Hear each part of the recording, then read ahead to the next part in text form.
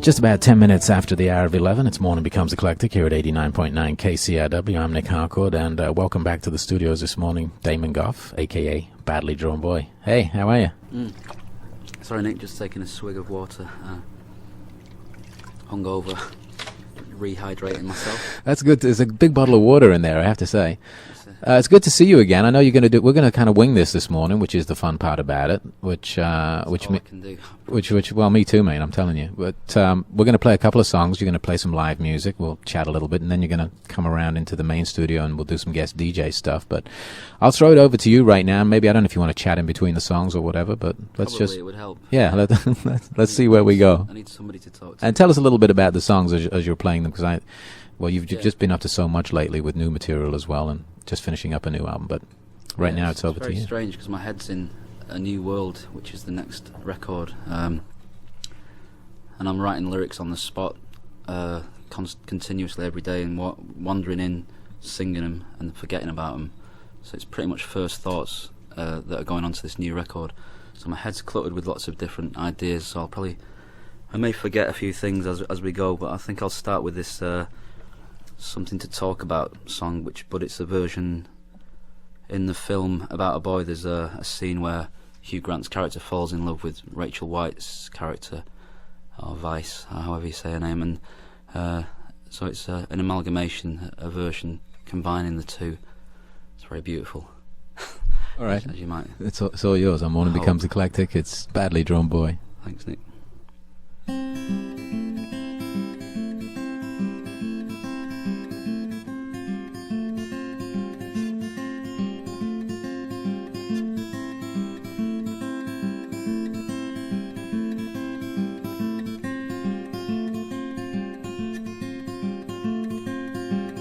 I've been dreaming of the things I learned about a boy who's bleeding. Celebrate to elevate. The joy is not the same without the pain.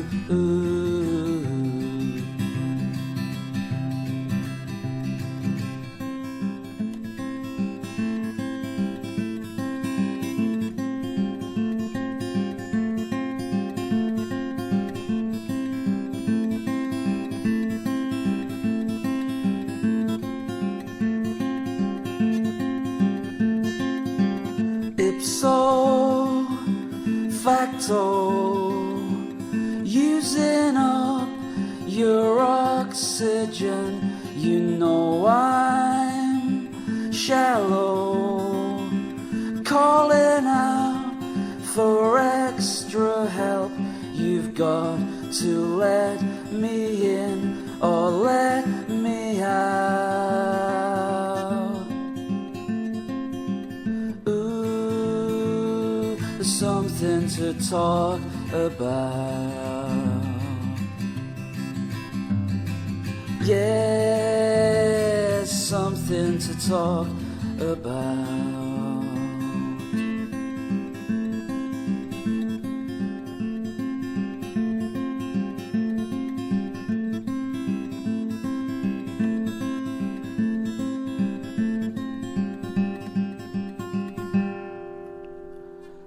I've been dreaming of the things I learned about a boy who's leaving. Nothing else to chance again. You've got to let me in or let me out. Ooh, something to talk about. Yeah, something to talk about.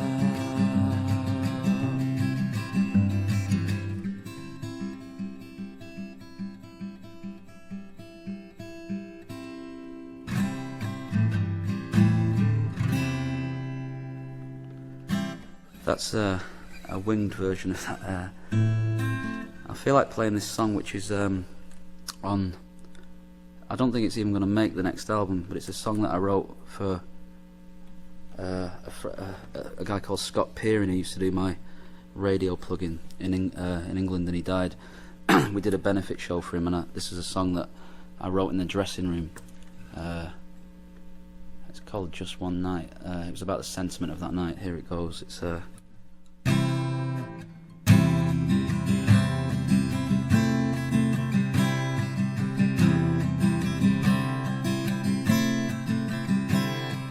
may seem obvious, I'm oblivious, haven't thought about you in some time.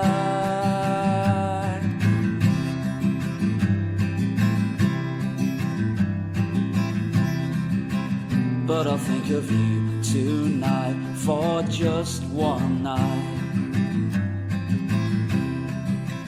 Yeah, I'll think of you tonight for just one night.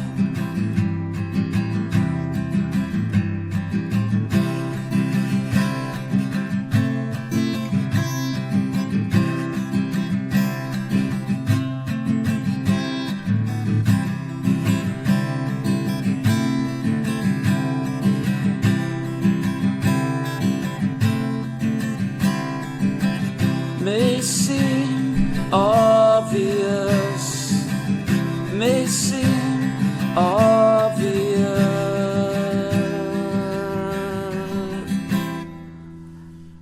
and I'm not tired, I'm rewired, haven't thought about you in some time. But I'll think of you tonight for just one night. Will you think of me tonight for just one night? If you're gonna go, then go, but don't go far. If you're gonna go, then go, but don't go far. That was painful. In terms of the sentiment and my hand on the C chord all throughout. I'd like to play. I'm going to play a song off my first EP. I'll keep an eye on the clock because I've got a few things to play. A song called Shake the Rollercoaster. I don't know if I've played this on the show before, but it's first track, first EP, or something like that. How's it go?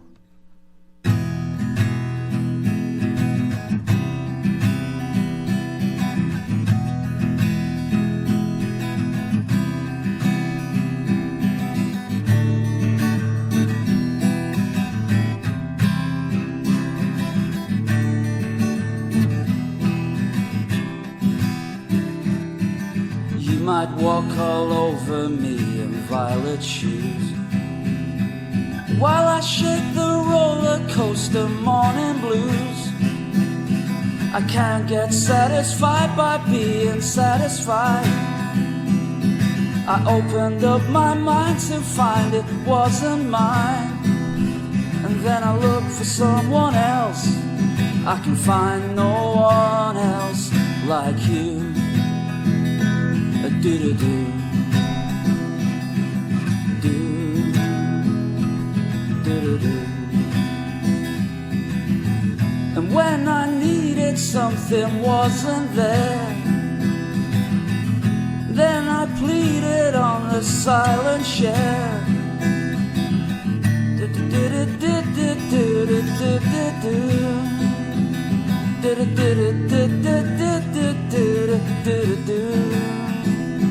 And then I look for someone else. I can find no one else like like you. Oh, you, oh, you, yeah, you.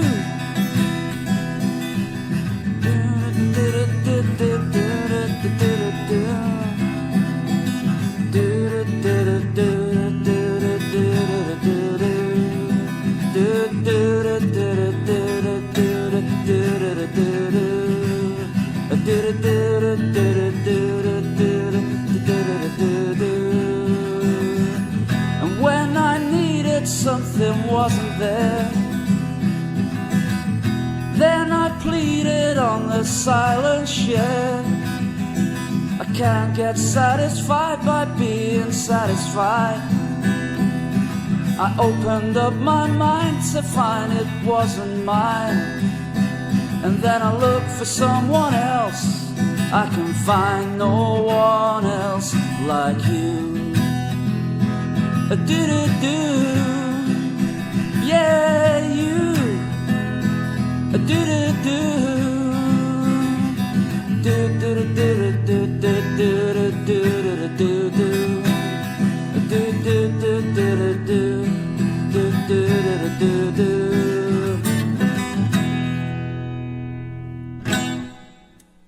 That's the places where I was forgetting lyrics. That's kind of how it goes on the first EP. The first EP was basically improvised first takes, demos, sort of bootlegs, which got my name around the world, which was quite strange.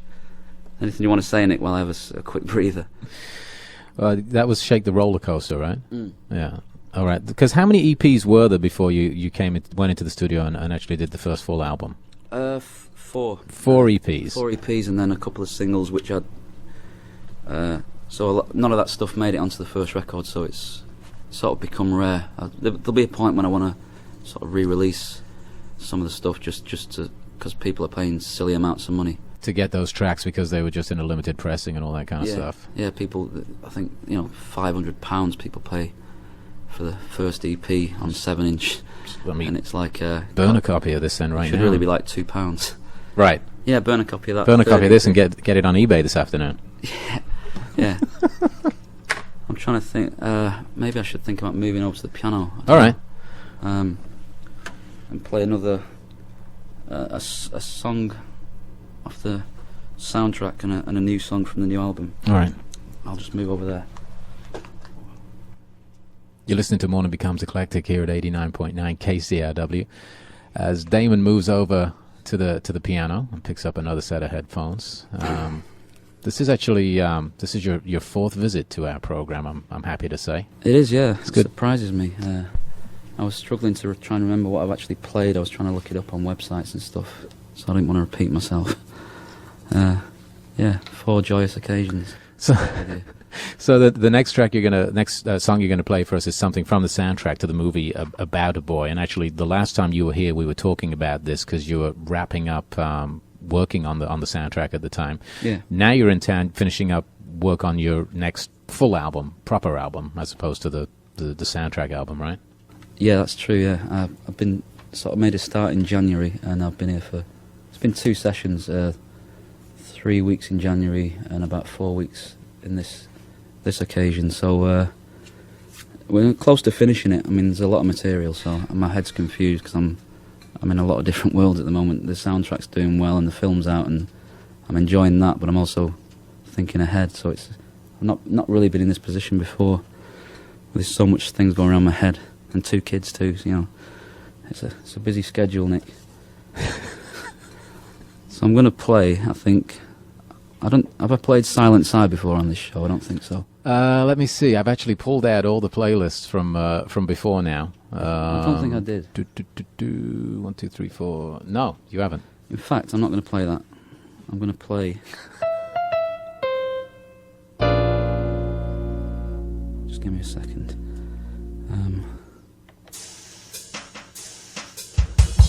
There's a little intro to the soundtrack, which is quite pretty. I'll play a bit of that.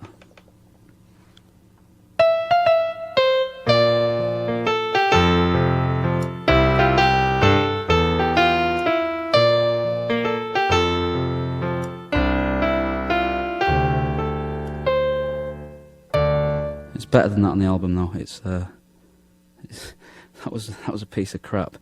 There's a song called "File Me Away" and I'm going to play a different version of that than the one that's on the soundtrack. This is pretty cool.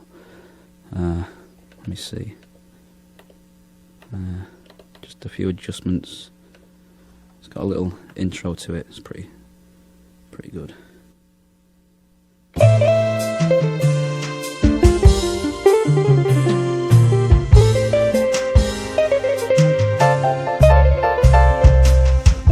File me away in your heart someday. You just be you, I'll be me, okay.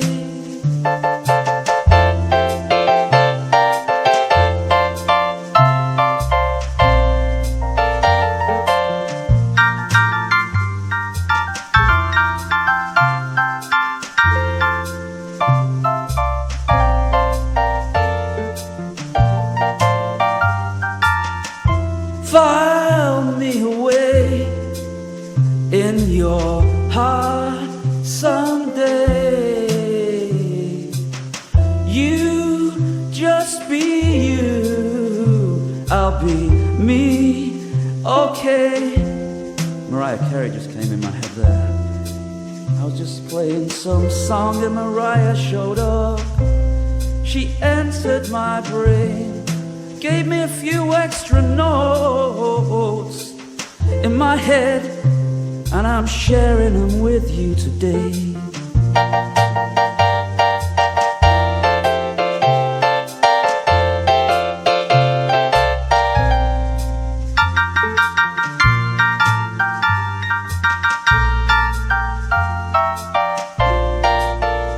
Cause file me away in your heart someday.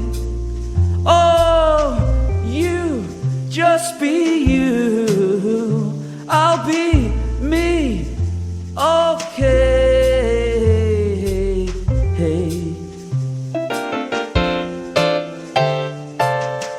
Me and you, Mariah, I could give you a record deal now. I've got the money, and I've got you too.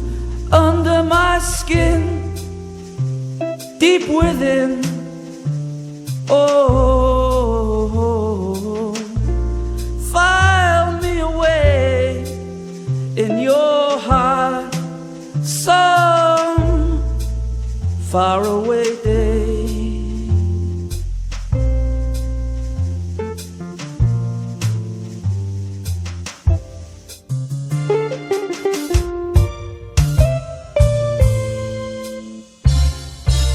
File me away. Blues. That was my Tony Bennett impression. You're a big Mariah fan, obviously. It's just that those extra notes came in my head and I thought, where did they come from? I don't do that kind of thing. They just arrived. Leave it to the pros. Have we got time for another one on the piano down here? Yes, we have indeed. Yeah. Let's bring the mic down a little bit. This is a song probably going to be on the next record, called Golden Days, this song.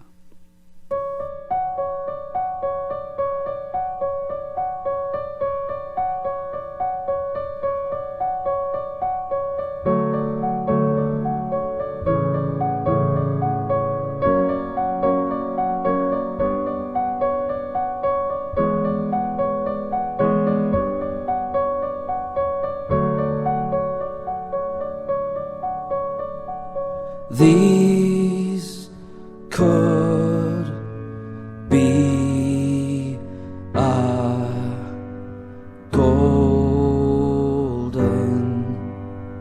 days.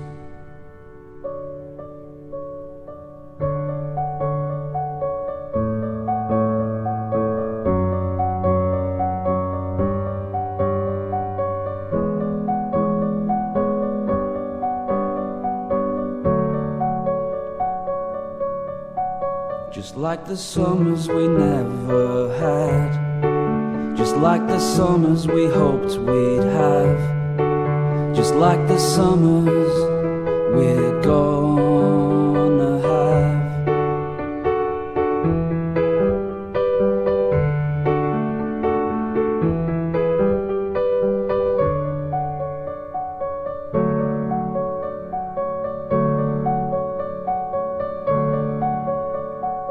These could be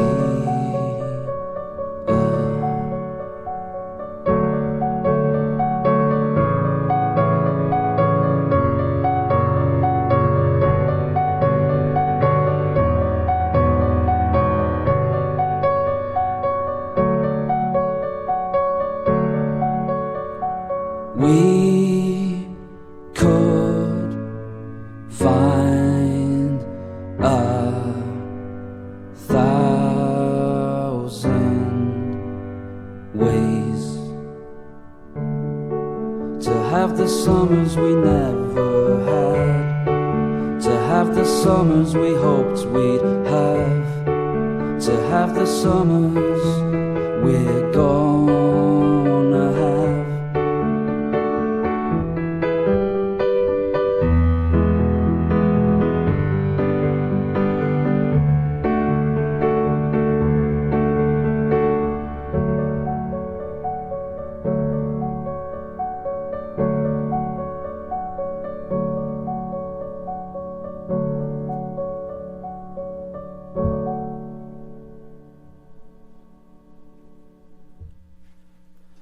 Thank you. It's Morning Becomes Eclectic here at 89.9 KCRW. Badly Drawn Boy in the studio. Do you want to play another one, or do you want to come around here? Play one more on the piano. All right. That's all right. It's an oldie, as it were. I've never played it on the piano before either, in terms of a public performance, that is. I've tried it on my own, in private. It's not pretty.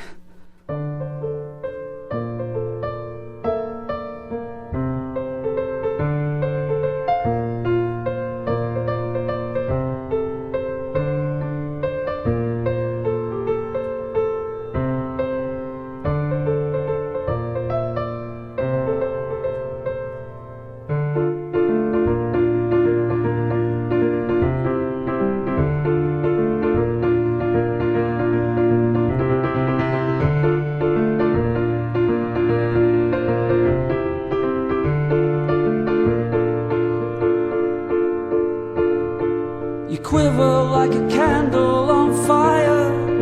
I'm putting you out. Maybe tonight we could be the last shout, but I'm fascinated by your style.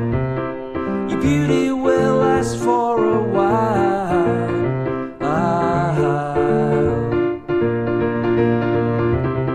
You're feeling instead of being. The more that I live on the inside, there's nothing to give. I'm infatuated by your moves. I've gotta search hard for your clues.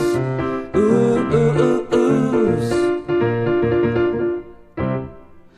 I want to repay your desire and call it a gift that I stole from wanting to live. Now I see the vision through your eyes. Your innocence no longer fuels surprise.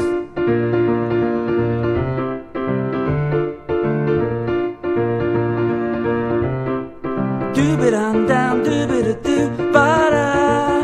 Dooby-doo down, dooby-doo, ba-da. Dooby-doo-ba-doo, da-da-da, ba. Ba-da-da, ba-ba-da-ba-da. Dooba-dooba-dooba-dooba-da-down, dooba-dooba-doo-dooba-da-down.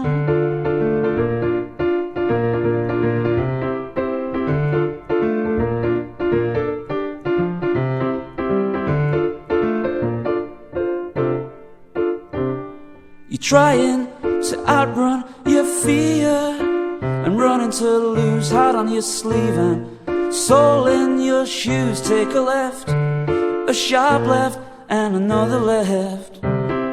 Meet me on the corner and we'll start again. We'll start again.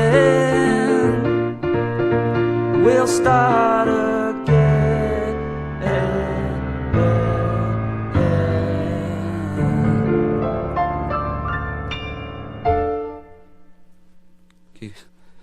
Badly Drawn Boy on Morning Becomes Eclectic here at 89.9 KCRW, and a set of music comprising, well, just a whole mix of stuff there. That's one off the last album, and then you played something from the next album.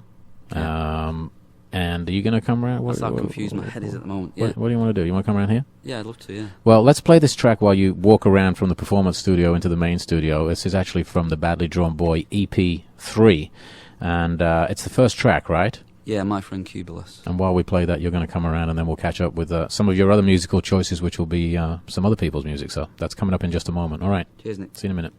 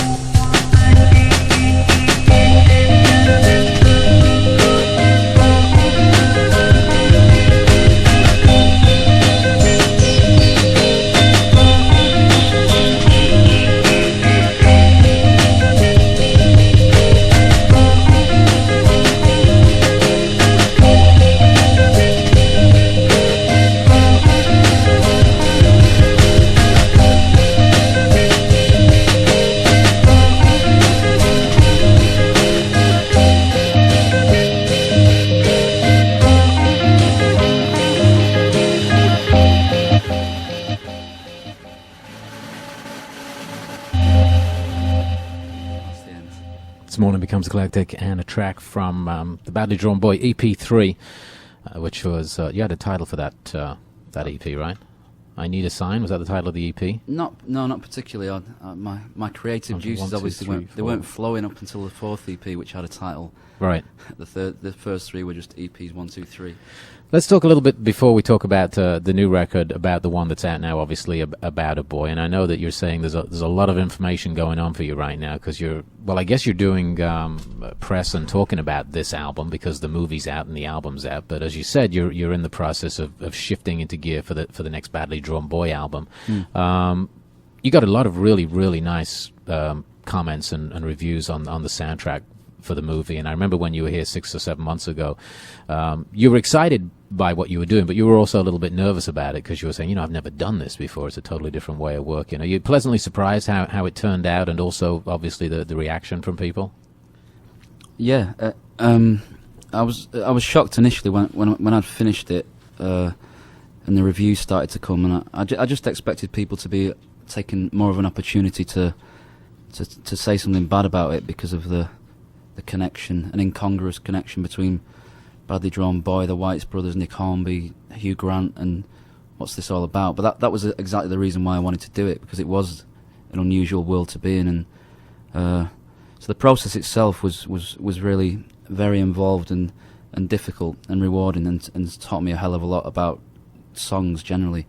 So I really owe a lot to the Whites Brothers, especially for the way they stood by me throughout when there may have been a few people that didn't quite think this was ever going to work, even after we'd started it, because I wasn't at the deep end. And so when the reviews came, it was just so satisfying that everybody just focused on the music, and the film's doing great too, and I really enjoying the film. I've been to see it a couple of times in cinemas where I paid to see it rather than just being freebies and premieres and whatever. But so it's nice that that's ticking over well. It's just a really strange situation that I've done that huge amount of work. I don't quite know how I managed it, to be honest, looking back. And now I'm in the middle of another huge project, which is my personal statement.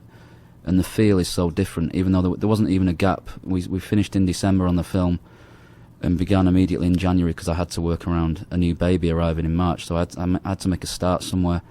The new baby's here now, and I'm just about nearly finishing this next record. So in the space of 2 years since Bewilderbeast came out, June 2000, it's not even 2 years, and I've had 2 children and 2 records. So I'm quite astounded. It's not a showing off thing, it's just that you sometimes reflect and wonder how it all fit in to those times. It's strange. Is it one of those things where at times you're in the middle of it and you're actually like suddenly wondering what actually is going on? You sort of like a big dream, really. There's so much stuff happening. Well, yeah, and you've got to learn to live with that if you're gonna accept success and accept I'm only just about learning that this is the job I do. To come in and play on KCRW for the 4th time and be nervous but still get through it to some degree and play some moments that might be great, or might there'd be a lot of bum notes or whatever. But I've decided that that's what I do. That's who I am. I'm reflecting an honest version of myself by everything I do. I go in the studio and everything's just completely improvised at the moment. I don't give much regard to what people think. I'm just moving ahead, and I think I'm doing the best work I could ever do. And that was the soundtrack process. Has really, in a really strange way, helped me enormously. I can't describe why or how. Just the working process with Tom Rothrock again, and the people out here in studios. John Paterno with us at the moment, who's a really good engineer and probably producer in his own right, and everybody's just so on it and helping me to do the best work I could possibly do. And I'm just it's intense and it's difficult, but I know that I'll look back on this period of time and think, wow, that was amazing. But it's good to look forward to. So I really am looking forward to the rest of the year and next year, and God knows what happens next year. It could be anything. I want to talk about, obviously, spending the time in the studio. You spent a lot of time in Los Angeles in the last year as well, and I want to talk about some of the work on the new record. But we're also going to play a couple of tracks that you're picking for us, because we don't have that much time. And the first one you've picked is actually some mates of yours who are going to be here again next week, I think the day after you leave, the Doves. Tell us a little bit about why you picked this track and your connection to these guys as well. Yeah, we've known each other 5 or 6 years, and when Doves were still sub, and we sort of collaborated on a couple of things in the earlier days where we did some gigs together. They sort of acted as my backing band whilst they were sort of merging into becoming the Doves, the force they are now. So and we don't see a lot of each other, and I called them on the phone the other day. They're in Paris, and I was here. And I found out that the gig's the day after I leave, so I was thinking, well, I might change my flight and stay. And this song, the last broadcast, the title track, they're not playing it live apparently, and I can play it because they had not worked out how to do it justice in their eyes, so they've not been playing it live. So I thought, well, I could open up and play it because it's my favourite song on one of the favourite songs on what is a great record.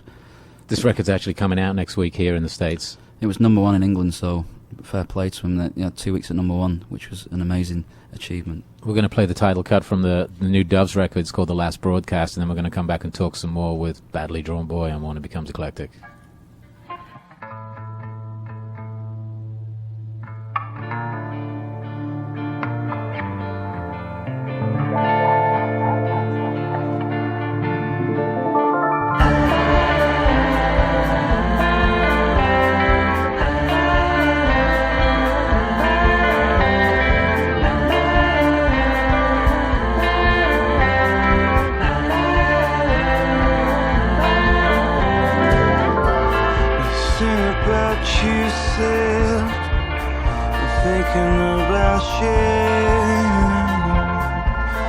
funny thing I used to say, it's better not to stay.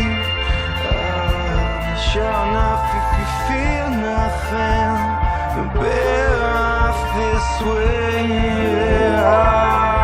Here's the point where you can't breathe. It's a last breath.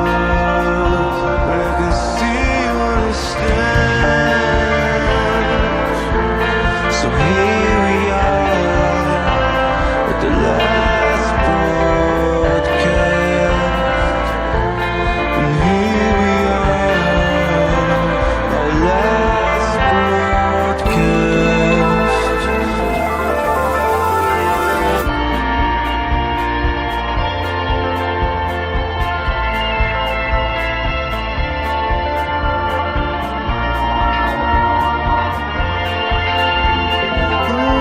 Sun face made us feel alive. The colors of the sky.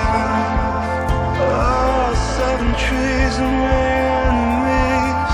Who knows the reason why? You can't escape yourself. You can't just fall away. Oh, comes a point when you feel nothing. This is your last time, 'cause I can see it in your eyes. And here we are at the last broadcast. So here we are, the last broadcast. Oh, this is our last broadcast. And here we are, the last broadcast.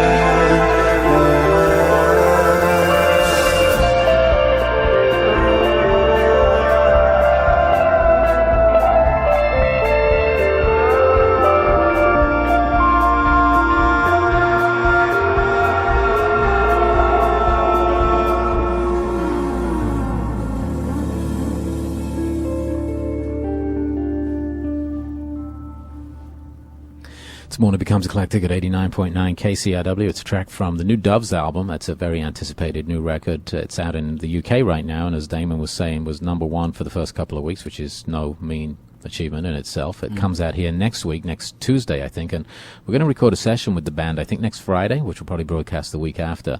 But let's come back to your record and talk about transitioning from writing a soundtrack and then getting back into just songwriter mode. Now, you mentioned about a boy, and perhaps I guess you were really sort of referring to the discipline of writing for a movie. Is that something that has carried over into this record?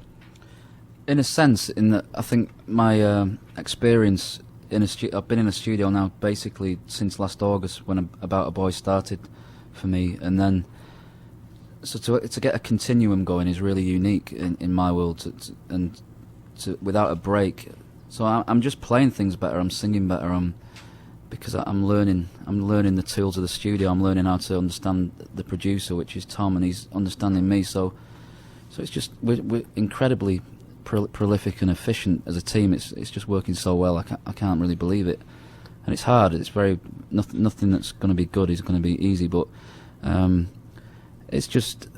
But the immediate thing when me and Tom got back to starting this new record, the immediate thing we both noticed, even though it was the same people working together in LA, it was just like a completely different experience from day one. Just because basically I'm singing what's coming out of my head and about what means something to me as a person this year, this day, as opposed to writing inspired by Nick Hornby's novel and the film. So it just immediately became a closer thing to what people might think is Bewilderbeast 2 or the continuum of what that meant. And so I'm singing about, I'm making stuff up on the spot, and it's really refreshing. And I might rewrite the odd line, but for the most part I'm just expressing myself in the moment, and everything's just really rewarding. It's great. I think it's the best record I've ever made, even though it's not finished. Now, you spent a lot of time in Los Angeles, obviously, and we were talking before we went on the air this morning that apart from back home, you've never spent as much time anywhere as you have in LA in the last 9 months now, 9 or 10 months. You spent a lot of time here. Yeah. Well, give us some impressions. I remember the first time I ever met you was the day after a gig you'd done in town, and you couldn't get back to your hotel because there was the cops had blocked off the streets because there was somebody running around with a gun, and you were like, wow, that's a bit of an introduction to Los Angeles. But there's so much more here than just that stuff, and I know that you've been exploring LA. Yeah, I mean, it's a weird place to end up spending the most time of my life. Like I said, that's not home. And it really does. Whenever I come back here, it's like I do feel like I've come home in a certain sense.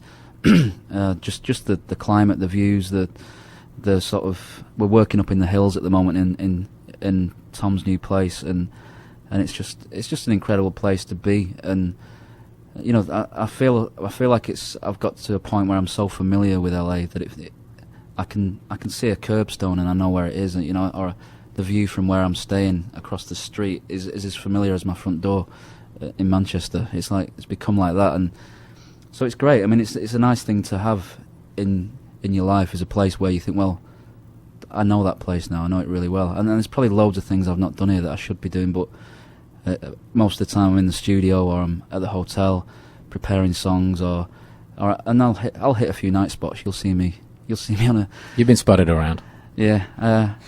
It's places like the Cat and Fiddle, and I don't think you can mention names, brand names or whatever, but I spend a lot of my time on Sunset, really, because just on the street and off that beaten track too. But it's incredible. I mean, the traffic, wow. I've witnessed 2-3 crashes in the space of 3 days and prevented one. I had to shout at a cab driver, stop. He was ogling at some beautiful women on the side, which I should be doing. I'm the passenger. I can get away with that and not crash the car because I'm sat in the back. So for some reason, I wasn't ogling these women, because I'm a gentleman, and he was, and he was careering towards the car, and if I hadn't shouted, we'd have been in a crash. And he was like, "Oh, women," I was like, "Yeah, keep your eye on the road, mate. I've got kids to feed." But I always say some silly thing about the bad side. But LA's just treated me well, just as a place where people know a lot about music. For a big town, it's got a lot of focus to it. A lot of people are aware, and this show, this station, people listen to it. So that brings a community. Especially, I'm talking about that because I'm involved in music, and it's a unique thing to have that in LA, in America. Sorry, such a big country. So it's nice. I mean, and I've been embraced here, so I've got to just say thanks to everyone for giving me the time of day, really, because it's been great. We got one more song we're going to play before we wrap things up. It's a short song. It's a song you picked by the Smiths. Tell us about the Smiths and what they meant to you. I believe Morrissey's in these parts as well these days, but he's spotted around once in a while as well. I've never run into him. I don't know whether he'd like me or not. I was a huge Smiths fan, and so I'm keeping it in Manchester with the Doves and the Smiths and myself. But just a great band, and Morrissey as a frontman, sort of unprecedented, unrivaled in that era, and probably he's still got a big following solo as well. But this is some beautiful Smith songs. This is probably one of the most. Please, please, please, let me get what I want is a poignant song. It's off Hatful of Hollow. We're going to play this. We'll come back and we'll wrap things up in just a moment with Badly Drawn Boy. It's Morning Becomes Eclectic. Good times for a change. See, the luck I've had can make a good man turn bad. So please, please, please, let me get what I want this time.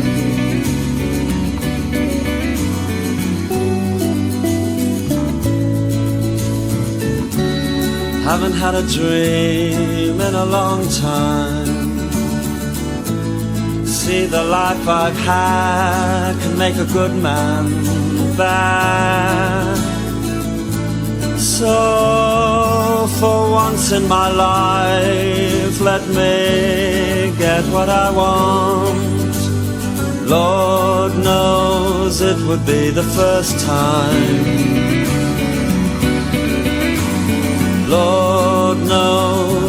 could be the first time.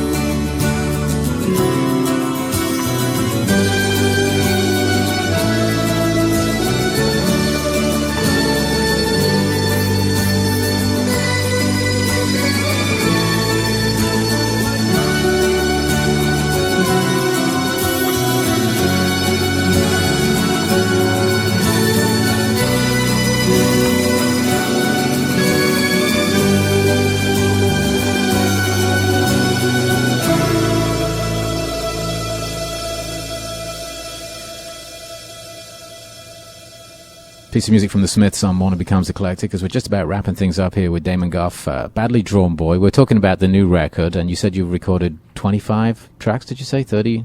How many songs have you been working on? Yeah, something in that region, and Right. and I made a conscious decision to cut off a week or so ago and review what there is there to see if there's a record in that batch, and sort of discovered that there was. I just need to shape the songs further and perhaps record a few more, drop a few off the back end, but I won't be short of B-sides, or it could be a long record. I don't know yet. When do you expect to finish the record? I think I was hoping it'd be done because I'm leaving next Thursday. I was hoping it'd be done, but I need a period of reflection because it's just been so intense. So I'm going to finish it back in England, probably the final few songs and mixes by the middle end of June. So it's still imminent, you know. And it'll be released this year? I'm hoping. I mean, it's ironic because the soundtrack's doing so well and gaining momentum in England and here. So it's like, well, but you know, for my personal satisfaction, I want this record out because it's reflecting now and it's essential to me. So that's what I want. We'll see what happens. Well, the record is out now, as you said, for the soundtrack for the movie About a Boy, and that's doing pretty good. So the new record hopefully will be out before the end of the year. Is there a working title, or are you a long way away from that? There's a few songs that could be titled. I've got a personal belief in one song which I can't really disclose it. There's a lot of sneaky surprises on this record in lots of different ways, but the current working title is All Possibilities because that just opened up my mind to lots of different. Well, anything can happen on this record, and probably will. So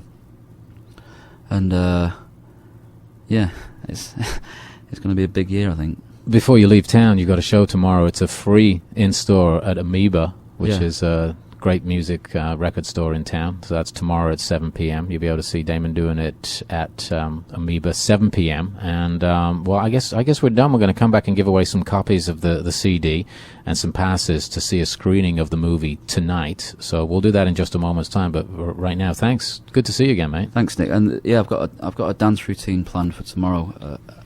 So it's worth coming down just to see that. Come on down for that. Thanks, mate.